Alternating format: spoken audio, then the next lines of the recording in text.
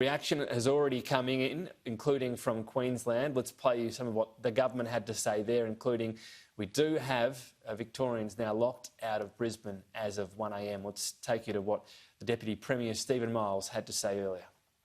You saw the Victorian Premier announce a 5-day lockdown in Victoria, and we certainly welcome that announcement. That's the third similar lockdown, so this follows the lockdown we did here in Greater Brisbane, the Perth lockdown, and we hope that this third hammer-style lockdown will be just as effective as the last two.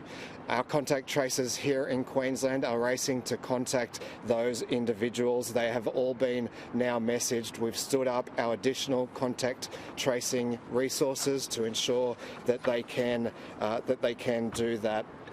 But we need to give them time to contact those people before we have to add additional contacts to that list. And so today we're announcing that from 1 a.m. Saturday we will close the Queensland border to people who have been in Greater Melbourne for a period of 14 days. That's the same 36 local government areas that we included last time we declared Greater Melbourne to be a hotspot. That is an escalation on what we announced yesterday, which was that from 1 a.m. people would need to fill out a declaration. They now will not be able to come here. Of course, in practice for the next 5 days that won't make much difference, because coming to Queensland will not be an allowable reason for people to leave their homes in Victoria. But this hotspot declaration will allow us to get on top of our contact tracing over that 5-day period and monitor the situation there. It will allow us to protect Queenslanders and to support our public health officers doing that contact tracing work, not adding to their workload while they are racing to get to those contacts.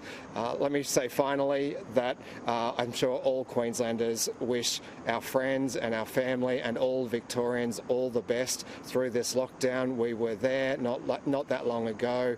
We were there for our friends in Victoria last year during their very, very long lockdown, and we certainly hope that this 5 days is long enough for them to put into quarantine anyone who may have been in contact.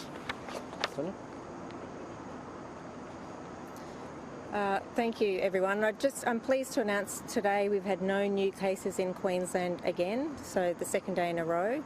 But as the Deputy Premier said, since we spoke yesterday, the Victoria outbreak associated with the Holiday Inn has added an extra 3 cases.